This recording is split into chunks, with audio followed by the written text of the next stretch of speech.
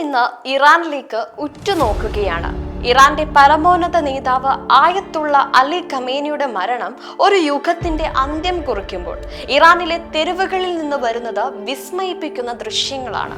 ഒരു വശത്ത് ഔദ്യോഗിക വിലാപങ്ങൾ നടക്കുമ്പോൾ മറുവശത്ത് സ്ത്രീകൾ ഹിജാബ് മാറ്റിയും നൃത്തം ചെയ്തും മധുരം വിതരണം ചെയ്തും സന്തോഷം പങ്കിടുന്നു. ഇവിടെ ലോകത്തിനു മുന്നിൽ ഒരു വലിയ ചോദ്യം ഉയരുകയാണ്. അലി ഖമേനി ഇറാന്റെ കാവൽ മാലാഖയായ ഒരു ദൈവതുല്യനായ നേതാവായിരുന്നു, അതോ പകുതിയോളം വരുന്ന സ്ത്രീ ജനതയുടെ ജീവിതം നരകതുല്യമാക്കിയ ഒരു രാക്ഷസനായിരുന്നു? ഖമേനിയുടെ ഭരണത്തെ വിശകലനം ചെയ്യുമ്പോൾ നമുക്ക് രണ്ട് വിരുദ്ധമായ ചിത്രങ്ങൾ കാണാം. ഡൽഹിയിലടക്കം അദ്ദേഹത്തിന്റെ വിയോഗത്തിൽ കണ്ണീർ വാർത്ത സ്ത്രീകളുണ്ട്. അവർക്ക് അദ്ദേഹം പാവപ്പെട്ടവരുടെ ശബ്ദവും ഇസ്ലാമിക മൂല്യങ്ങളുടെ കാവൽക്കാരനുമായിരുന്നു. എന്നാൽ ഇറാന്റെ ഉള്ളിൽ ലക്ഷക്കണക്കിന് യുവതികൾ അദ്ദേഹത്തെ കാണുന്നത് തങ്ങളുടെ സ്വാതന്ത്ര്യം കവർന്നെടുത്ത സ്വപ്നങ്ങളെ തടവിലാക്കിയ ഒരു ക്രൂരനായ ഭരണാധികാരിയായാണ്. എങ്ങനെ ഒരാൾ ഒരേ സമയം ചിലർക്ക് ദൈവവും മറ്റു ചിലർക്ക് പിശാചുമായി മാറി? ഖമേനിയുടെ 30 വർഷത്തെ ഭരണം സ്ത്രീകളെ സംബന്ധിച്ചിടത്തോളം എന്തായിരുന്നു? വിപ്ലവത്തിന് മുൻപുള്ള ഒരു സ്വർഗം. ഇന്നത്തെ ഇറാന്റെ അവസ്ഥ കാണുമ്പോൾ 1979 മുൻപുള്ള ആ രാജ്യം ഒരു സ്വപ്നം പോലെ തോന്നും. അന്ന് സ്ത്രീകൾക്ക് ഇഷ്ടമുള്ള വസ്ത്രം ധരിക്കുവാനും ഉന്നത വിദ്യാഭ്യാസം നേടുവാനും ജഡ്ജിമാരും മന്ത്രിമാരാകുവാനുമൊക്കെ സ്വാതന്ത്ര്യമുണ്ടായിരുന്നു. ടെഹ്റാനിലെ തെരുവുകൾ അന്ന് യൂറോപ്യൻ നഗരങ്ങൾ പോലെ ആധുനികമായിരുന്നു. എന്നാൽ ഖമേനി വിഭാവനം ചെയ്ത വിപ്ലവം ഈ സ്വർഗത്തെ മാറ്റിമറിക്കുകയാണ് ചെയ്തത്.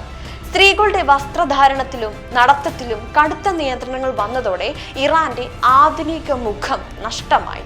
ഇത് രാജ്യത്തെ സാംസ്കാരികമായി ഉന്നതിയിൽ എത്തിക്കുവാനുള്ള ദൈവികമായ നീക്കമായിരുന്നോ, അതോ സ്ത്രീകളുടെ വ്യക്തി സ്വാതന്ത്ര്യത്തെ ചങ്ങലക്കിട്ട രാക്ഷസീയമായ നടപടിയായിരുന്നു? ഖമേനിയുടെ കാലഘട്ടത്തിലെ ഏറ്റവും ഭയാനകമായ ഒന്നായിരുന്നു മൊറാലിറ്റി പോലീസ്. സ്ത്രീകളുടെ മുടി പുറത്തു കണ്ടാലോ വസ്ത്രം ശരിയല്ലെന്ന് തോന്നിയാലോ അവരെ പിടിച്ചു കൊണ്ടുപോകുവാനും ക്രൂരമായി മർദ്ദിക്കുവാനും അവർക്ക് അധികാരമുണ്ടായിരുന്നു. അതിന്റെ ഇരയായിരുന്നു മഹ്സ അമിനി എന്ന പെൺകുട്ടി. വെറും ഒരു ശിരോവസ്ത്രത്തിന്റെ പേരിൽ ഒരു ജീവൻ എടുത്തു കളയുന്നത് ഏത് ദൈവമാണ് അനുവദിക്കുക? തന്റെ അധികാരം നിലനിർത്താൻ ചോരപ്പുഴ ഒഴുക്കിയ ഖമേനിയുടെ ഈ നയങ്ങളെ രാക്ഷസീയ നിയമങ്ങൾ അഥവാ ഡെവിൽസ് ലോ എന്ന് വിളിക്കുന്നതിൽ തെറ്റുണ്ടോ? ഇറാനിലെ യുവതലമുറ ഇന്ന് ചോദിക്കുന്നതും ഇത് തന്നെയാണ്.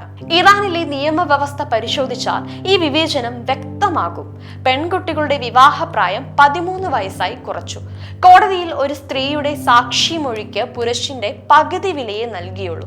ഭർത്താവിന്റെ അനുവാദമില്ലാതെ യാത്ര ചെയ്യുവാനോ ജോലി ചെയ്യുവാനോ സ്ത്രീകൾക്ക് അനുവാദമില്ലായിരുന്നു.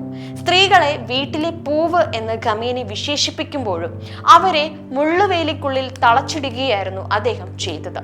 ഈ നിയമങ്ങൾ സ്ത്രീകളുടെ സുരക്ഷയ്ക്കായിരുന്നോ അതോ അവരെ അടിമകളാക്കി വെക്കുവാനായിരുന്നോ? ഖമേനിയുടെ മരണവാർത്ത കേട്ടപ്പോൾ ഇറാനിലെ സ്ത്രീകൾ മുടി അഴിച്ചിട്ടും ഹിജാബ് വായുവിൽ പറത്തിയും പ്രതിഷേധിച്ചത് നാം കണ്ടു. ഇതൊരു വിമോചനത്തിന്റെ ആഘോഷമായിരുന്നു. ഞങ്ങൾ ഡോക്ടർമാരും എഞ്ചിനീയർമാരും ആകുമ്പോൾ ഞങ്ങളുടെ ജീവിതം എങ്ങനെ വേണമെന്ന് തീരുമാനിക്കാൻ മറ്റൊരാൾ വരേണ്ടതില്ല എന്ന പ്രഖ്യാപനമായിരുന്നു അത്. ഖമേനി പടുത്തുയർത്തിയ ദൈവിക ഭരണം യഥാർത്ഥത്തിൽ സ്ത്രീകളുടെ ആത്മാഭിമാനത്തെ തകർക്കുന്ന ഒന്നായിരുന്നു എന്ന് ഈ ദൃശ്യങ്ങൾ അടിവരയിടുന്നുണ്ട്.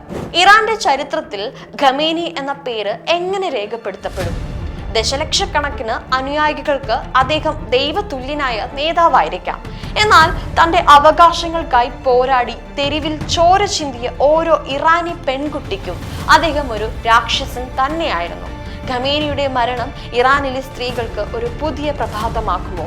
നിയന്ത്രണങ്ങളുടെ മുള്ളുവേലികൾ തകർത്ത് അവർക്ക് സ്വതന്ത്രമായി പറക്കാൻ കഴിയുമോ? കാലം മറുപടി നൽകും.